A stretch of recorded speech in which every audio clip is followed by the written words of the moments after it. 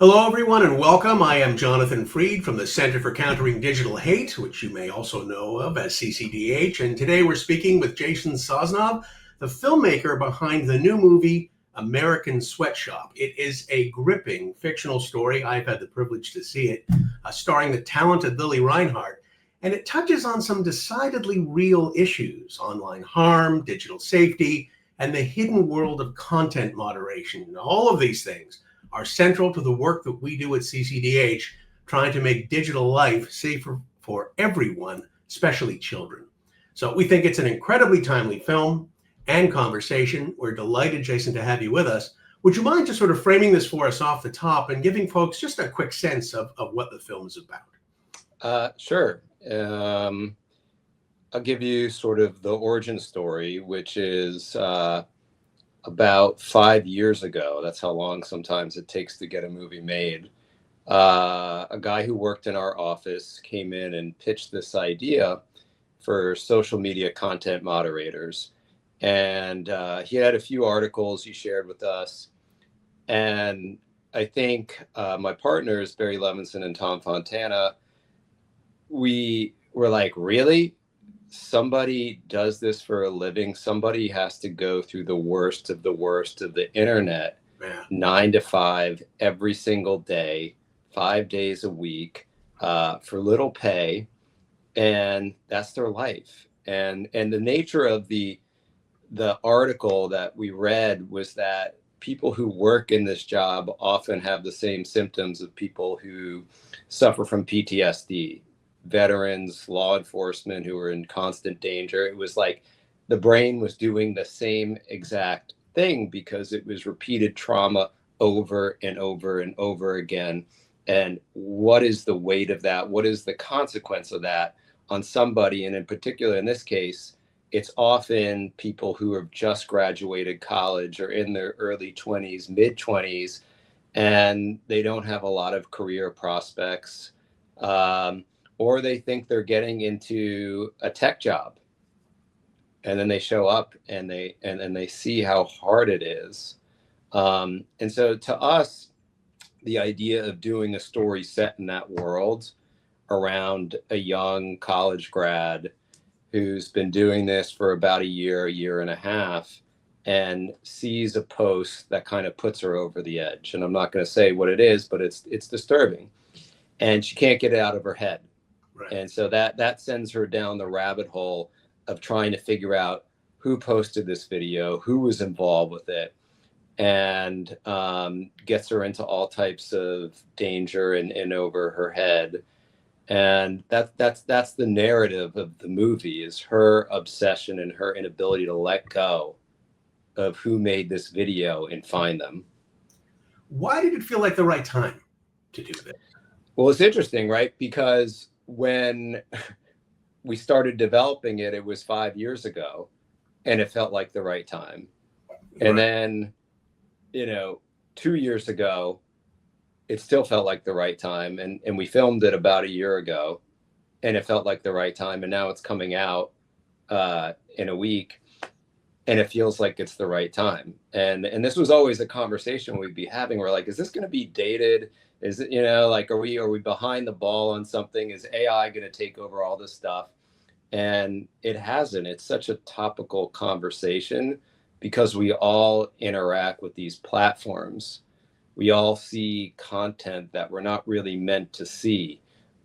We see content at way too young of an age that I have 2 young kids.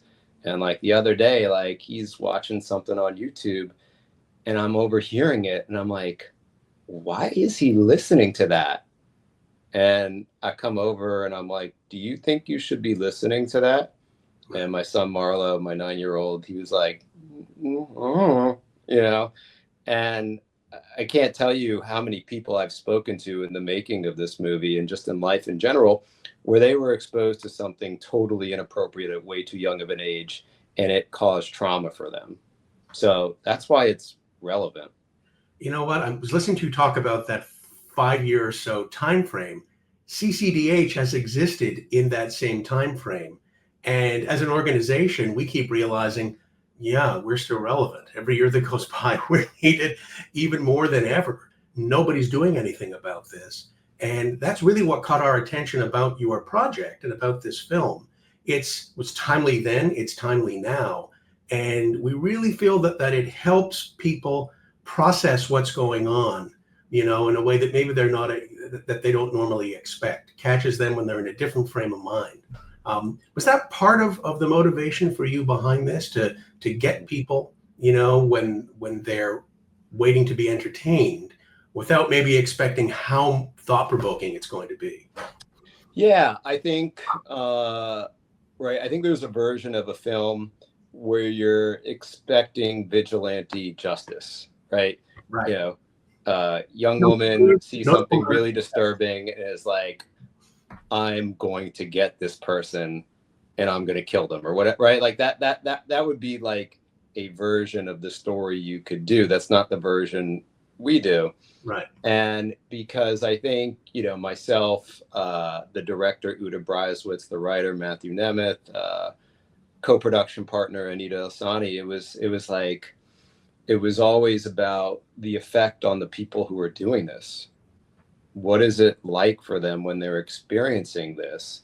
And so if we could put the audience in that position of just like, this is tough. I'm going to think about the way I interact with this platform the next time I'm on it. I'm going to think about whether I share this video that maybe was graphic the next time I do it. If, somebody's in high school and they're going to share something that might hurt somebody else, maybe they'll think about it for a second. And Uta was actually telling me she was on set recently on a new project, and a young woman came up to her who saw the movie at South by Southwest where it premiered. Mm-hmm. And it had a deep effect on her to the point where she was like, I want to make movies too. And it's just, I hope the target audience for this is younger, that young people see it and sort of question, at least just question their interactions. And like, if they can do that, that's a start. That's fantastic. What type of a filmmaker are you in terms of how you work with Lili Reinhart in this case? How much of her character was drawn from her? How much of it came from the direction that she got? And as all of you interacted with the script and saw how it was beginning to play out, how did that interpretation find a balance? Well, I'm not the director. I'm just the producer. So right. I really leave that to the director to create that intimate relationship with the actress. But I think Lili really came with a sense of who this person is, understood it well. She had experienced her own little trauma with social media at way too young of an age. Mm-hmm. And so I think she had a clear sense from day one of showing up of like, this is who this person is and this is who they're about. And then really it's just about getting the nuances, and that's what happens on set is the director and actor are working together. And so, I feel like the character was on the page. Lili saw it, responded to it. And there was never like, oh, I see it this way, but actually it's this way. Did you feel you had to heavily dramatize things, or was the material just inherently strong that you felt you just had to shine a light on it? You do. You got to create a story, right? You got to, if you're working in film, you have to create a narrative that's going to drive enough and have people sit and go through something that's pretty intense. And if you're not giving that to your audience, then it's just going to be a bombardment. And like, I always say this, like, you can't feed people their spinach. You kind of have to entertain, get them emotionally hooked, and you do that through story. And so there were no stories I knew of, or I think anybody knew of, where somebody saw a post and then took matters into their own hands and then went after, and tried to track them down. But my sense is that probably happens. We at CCDH, we're dealing with this firsthand every day, doing research and observing and cataloging and analyzing this type of content. And we have PhDs that are working for us and others that are working in that way. And I know that it affects us too. There are times when you just have to get up and walk away from your computer and shake it off because it's really overwhelming at times. Did that affect you in the course of making the film? Whew, that's a good question. No, uh, I don't know if that's a certain numbness to what's out there, Uh-huh. but I'm not experiencing this every day, all day like you are, like the characters in the film. I can go to it for a period of time while we're making something, but it's not. I think it's the repetition. I Right. think it's the repetition of seeing it over and over. And like, just to clarify, the people who work in these offices, I think they get like a 20-minute lunch break and then maybe like a 10-minute, 15-minute quiet time. Right. If you slow down and you are not going through enough videos and saying appropriate or, not appropriate, rejected, you get graded. Okay.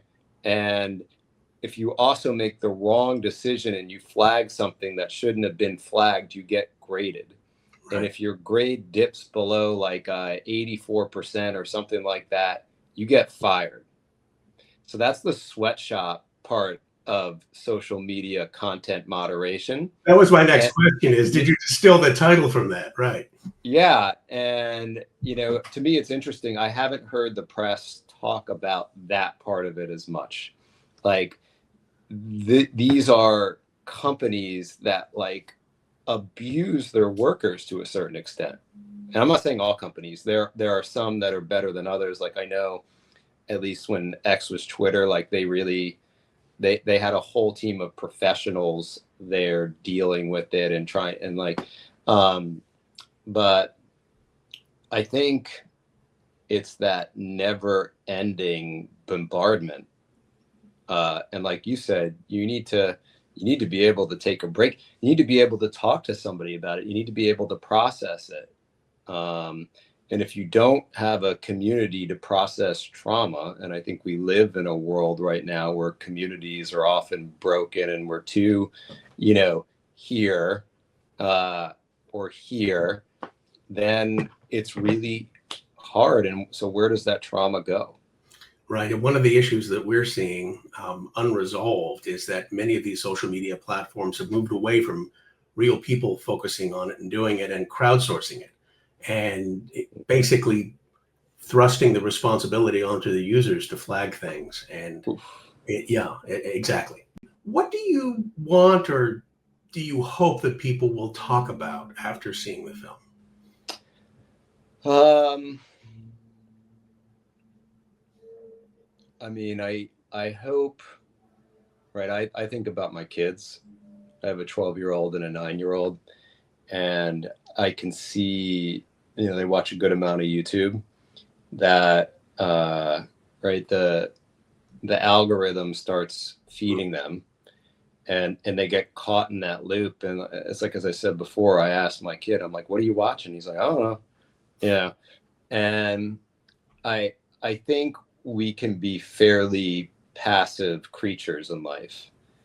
And rather than being intentional about what we watch, what we view, what we click on, what we like, and not just sort of be stuck in our chairs like in the animated movie Wall-E, uh, Right. and really be thoughtful about how we're spending our time and what we're looking at.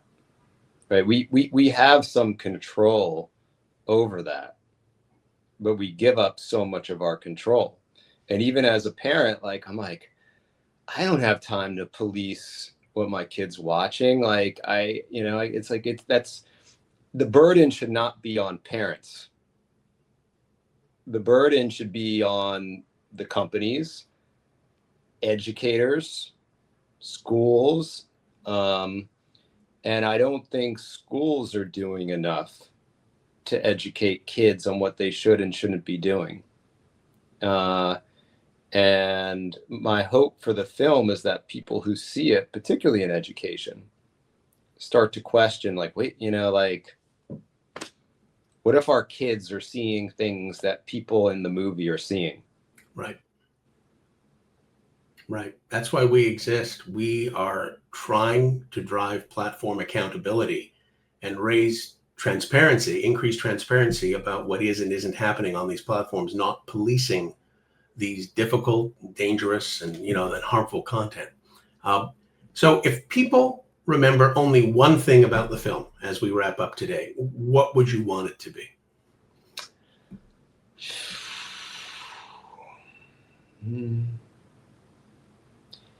I think it's related to what I said before, which is I hope people watch this and they realize they're not a passive victim and that they can take matters into their own hands. And without giving anything away, I don't want to say do what the Lili Reinhart's character does, but the one thing she doesn't do is remain passive. And I think that is what I hope people take away from seeing the movie, is they actually do something and change their habits, because ultimately as a storyteller, that's what you're hoping something you do goes deep enough into the psyche and the heart that it penetrates and it stays with somebody and they change just a little bit for the better. We are with you on that 100%. So before we wrap up, where can people watch American Sweatshop? It'll be available on all platforms. You can get it on Amazon. You can get it on Fandango. Anywhere where you do your VOD on demand, you will be able to get it. All right. Well, Jason Sosnoff, producer of American Sweatshop, thank you so much for spending time with us. I'm Jonathan Freed, and we'll see you next time. Thank you so much.